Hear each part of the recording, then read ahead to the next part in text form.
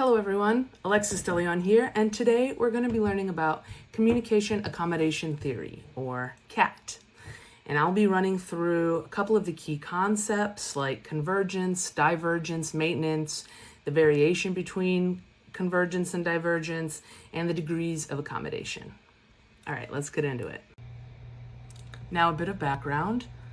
CAT was originally developed by Howard Giles, a professor of communication at the University of California in Santa Barbara. Now, the original name was Speech Accommodation Theory, or SAT, when it was first published in 1973. Interesting to note, though, it got a name change when it was published again later in 1987 to include nonverbal communication and the interactions between interpersonal and intergroup settings. It also follows a post-positive paradigm. Little theory snapshot here. CAT examines how and why individuals adjust their communication styles in different social situations. This theory really explains why we choose to communicate the way we do, how those choices work, and what effects they have on our relationships, our identity, and how others see us. CAT has been used across disciplines including psychology, sociology, medicine, criminal justice.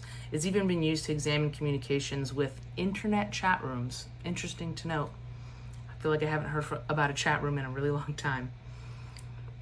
CAT is also one of the most influential theories in communication, according to Littlejohn and Foss, 2005.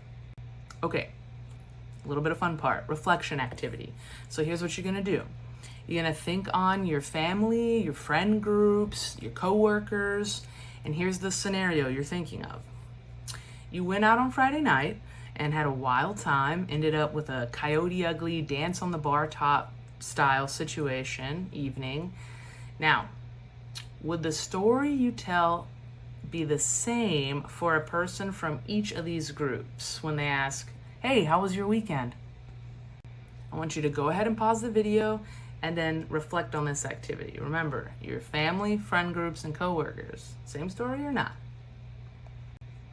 I know for me personally, the story is definitely catered to my audience, including the way that I tell it, maybe even the look I have on my face. Can't give anything away. I don't want anyone to know. So real professional in the face. Now with my family and friends, I'm probably laughing. I'm doing a little of this with my family. So my body gestures are changing. The amount of information I'm sharing is changing, and even the way that I speak about my evening. So I might have a more professional, elevated speech with my coworkers, whereas with my friends, I'm doing things like, "Oh my goodness," and really putting a different inflection on the way that I talk. So where do we notice accommodation, like how I was just describing? We see accommodation in every imaginable form of communication. So loudness or the volume of your voice, the voice or tone that I'm using with you, my accent. Sometimes, you're with your friends from Fort Worth and you start to talk a little more Texas, but when you get out of Texas, you make sure that everything is really refined and you don't have that kind of accent because you don't want people to know, maybe. We also see it in our vocabulary usage. Like we said, is my speech elevated with someone or not? Gestures, body language, the way, a little something like that. The rate of speech, maybe I speak really quickly with my friends and family, or maybe I'm more relaxed with the family. With a coworker, I probably do a pretty steady cadence, like I do with this speech right now. And then also grammar usage. Very proper with my coworkers, a little more relaxed in the grammar. You can even throw out, why use many words when few words fine with friends. So we see three features of CAT. Accommodation, and under accommodation we have convergence, or adapting to be similar. Typically, we see this when wanting to fit in or appear agreeable or liked. And now we can have upward convergence when a speaker uses a more socially acceptable communication style, as well as downward convergence when a speaker, according to Braithwaite and Schroet, when a speaker adapts to match a parochial, colloquial, or stigmatized speech pattern. And an example of this, because I know it's a little heady, Let's say we see an elementary school teacher and they're crouching beside a student to explain a topic a little more clearly. So they're now on the same level as the student. They probably adopt a softer tone, and they might use lower vocabulary and maybe even slower speaking when they're breaking down the topic to the student. Now, the goal of all this accommodation is to increase social connection, likability, and or demonstrate competence generally. Okay, my favorite pop culture convergence, for example, is in the movie Grease. We see Danny Zuko, popular greaser, adopt a traditional jock persona in order to win over Sandy. And then we also see, coincidentally, Sandy converges into a greaser, and she changes her communication style, the body language, even the way she speaks. She says, "Hiya, stud." Puts out a cigarette, which she was not a smoker before. So she really changed, she converged all sorts of her communication style to appeal more to Danny. Continuing on with the features of CAT, so we saw accommodation, now we have non-accommodation, and generally divergence falls under this, so it's emphasizing differences. And you can have upward divergence, again, where more prestigious accent or vocabulary is being used, or there's downward divergence where you're using less prestigious accent or vocabulary. We typically see this with people from different groups, cultures, or communities when they're interacting with each other and they feel a strong connection to that group. And really the way that they speak is a intergroup language. It's really important to their identity. And the example again is like with the greasers we just showed, right? They're a big way of speaking, doing their hair, dressing. Hey, you're talking like this.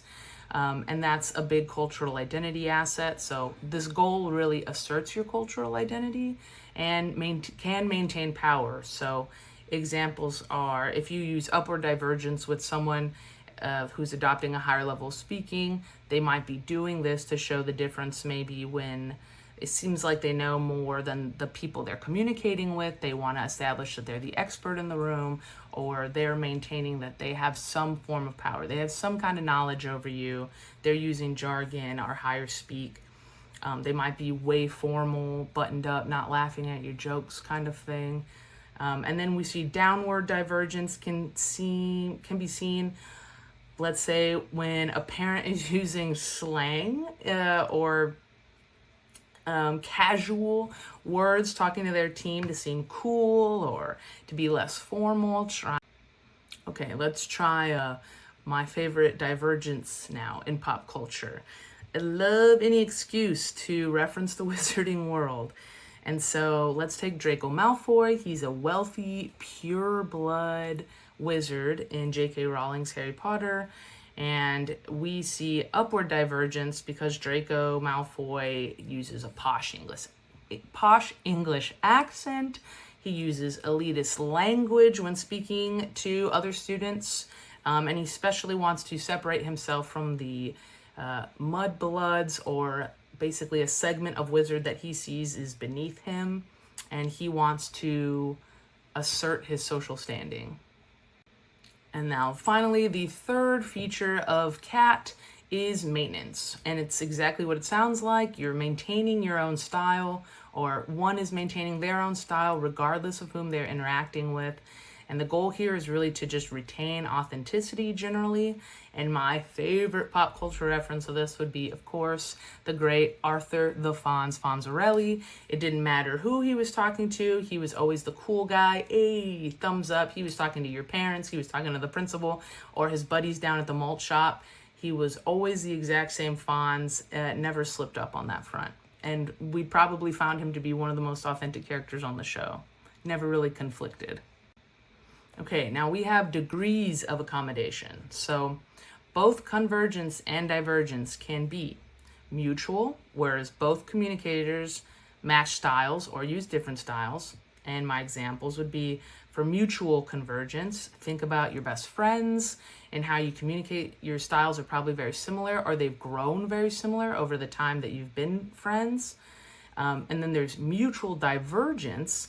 And sometimes we see this with siblings who have very different styles and manner of speaking. You know, one's a jock, one's a studious student, or one's really mature, one's really immature. But this is kind of something that's allows them to be separate, but they still obviously interact with each other. Then there is non-mutual. So one person adjusts how they communicate, but the other does not. And we see non-mutual convergence in ways like we just said with Sandy and Danny in Greece. Their convergence was non-mutual, each changing to fit the other, but the other didn't change during their interactions. So they kept missing the beat on each other. And then non-mutual divergence, when your let's say your supervisor is using technical jargon to communicate with employees, but everyone remains casual in their interactions. So they're trying to establish a dominance in some form, and the employees are just, we're keeping it casual. Now, next is partial. One communicator adjusts just a little to match the other. And we see partial convergence when someone tries to maybe speak a little faster. When they encounter a very fast talker, you want to match the speed of talking a little bit. There's also partial divergence. Someone maybe slows down at the rate which they speak when they encounter a fast talker. And, this could have varying reasons. So, but then we move on to complete, and there's complete accommodation. So a communicator fully adjusts their communication style to match the other. And complete convergence, again, someone matches the rate, let's say, of the fast talker. Now they're both just talking a mile a minute. And then there's complete divergence. And this one, the best thing I can think of is someone switches up completely, maybe even the language they're using entirely. And this will just separate them completely from their audience. Okay, other forms of accommodation. We have over-accommodation. Occurs when the communicator is overcompensating in their interaction, just like it sounds. My example is speaking loudly to the elderly. You come in, "Hi, Mrs. Robinson, how's it going?" But it turns out she can hear you just fine. She's like Jane Fonda, she can hear just fine. You don't have to yell at her. Or even a lot of people do this when they encounter a non-English speaker. They think speaking loudly will help get their point across. It's unnecessary. Then we see under accommodation occurs when the communicator does not pay any attention to the other's needs. Think about just speaking very quickly to a non-native speaker, regardless. Slowing down might actually help, If someone speaks Spanish to me a little slower, I can catch on a little bit. And while I believe myself to be a native speaker, when you drop me in the middle of South America, suddenly, it's terrifying because, when someone has a firm grasp on the language, it is easy to just fly a mile a minute in your speech. And we also have, and I want to note that I would say over accommodation, the slang being used today on it would be being known as being extra. You've probably heard that. A lot of people being extra. They should really calm down. And then interpretive competence. And this is being able to adjust to someone else's ability to understand. Or if they have experience with the topic, you can kind of shift the way that you speak to them. And my example is really, let's say you're explaining the rules of basketball to someone who's never played before or doesn't have much experience with it. You might begin with the basics of explaining it by talking about dribbling or shooting. Whereas if you're talking to someone who has a lot of experience with it, say I'm speaking to our classmate, Alyssa Andrews. I believe she works with the women's basketball team, knows a lot about basketball. So I'll probably skip all the intro to basketball and move into talking about strategy and how we're going to play this next season. Okay, now there are 3 assumptions of CAT. All communication interactions are embedded in socio-historical context. Woof, some heady wording to just basically say that the way people talk and interact is influenced by the history and their own past experiences, both between different groups of people and between the individuals themselves. So the history of the people as a whole and maybe the individual within that group or subsect and their own past experiences. Then we have number 2 is communication means sharing messages to give information, but also to show who we are. Who we are as individuals and as members within a culture. And then 3 is various forms of convergent and or divergent communication are used to feel accepted and to show who we are. Essentially, the assumptions all tie back to the why. Remember, this is the how and the why. So this is the why we adjust our communication styles. And it's really all kind of to talk about ourselves and establish our own identity, but also build bridges. All right, we did it. We made it to the key takeaways. So we've talked about convergence, divergence, maintenance. We talked about the variations between convergence and divergence and the degrees of accommodation. And so some things to take with you is that we change the way we are communicating. This whole theory is about we change the way we are communicating depending on who we are interacting with, our tone, our style, even the way we distance ourselves from people, and our speech, our gestures. Now, convergence and divergence are neither wholly negative or positive. So we also learned that convergence isn't always positive, divergence isn't always negative. It really depends on who we're speaking with and how they're perceiving our interactions with them. If they perceive us as respectful when we are when we're converging with them, then usually it builds closeness. But if they think that we're being fake or insulting, like, oh, are you copying me? Then suddenly, negative connotations there. And then divergence is really just being used to stand out or establish some kind of hierarchy. It doesn't have to be negative. Sometimes we distance ourselves just to make sure that we're keeping ourselves at a professional level. And then really, it's all about identity and relationships. So again, these choices help us show who we are, what group we belong to, and how we feel about the other person.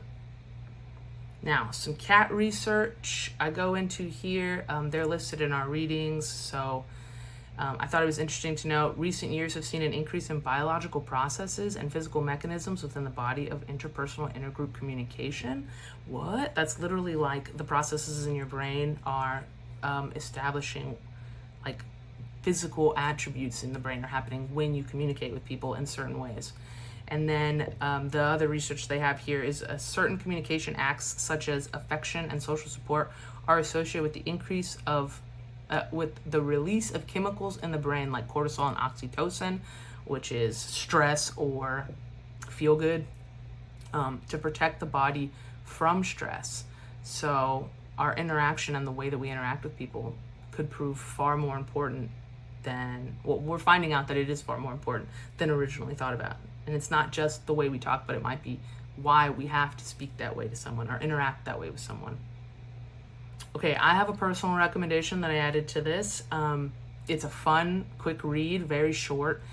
I feel like it was like 100 pages or less, but it's called Convenience Store Woman by Sayaka Murata. It was originally released in 2016 in Japanese. She's a Japanese woman. Of course, they published it in English in 2018. And it's about a woman, Keiko, who has trouble connecting with others, but there is Japanese corporate guidelines, or konbini, that basically establish it's guidelines for all of her actions, how she speaks, how she dresses, everything. And so with this, it kind of helps her interact with people. She doesn't have to be so strange now. She can be, corporate way. And it basically governs her behavior, her dress style, her speech patterns, and she matches them to all of her coworkers. And it's a really interesting, Keiko, our narrator, breaks down how she interacts with each coworker. And there is a second intro person, but I'm going to leave that up to you to read about. And he's super interesting too, and the two may or may not interact. Anyway, cute story, a really interesting look, I think, at this theory in effect. So if you're interested, give it a read. Okay, and then application for cat. And we mentioned this earlier, but it's been used in a wide range of contexts. So within the workplace, workers adapting to company values to show their own value. and their competence within healthcare, like doctors converging the manner of speaking so they can simplify diagnosis for their patients, helping with bedside manner. Within education, teachers are using this to accommodate students based on their educational background, perhaps how quickly they learn a skill, their development, and then interpersonal relationships. And there's a lot more than this. This is just quick, but interpersonal relationships like dating and friendship. So we often see convergence or showing similar signs when you're with your besties, your speech, your manner, your speaking, and then of course these things are also with your significant other. And this just shows intimacy, bonding, shared interests. These are all things that connect us. Okay, well, I hope that I have summed it up for us and we've learned a little bit more about communication theory. Remember, it's the how and why we say the things and do the things we do when we're interacting with each other.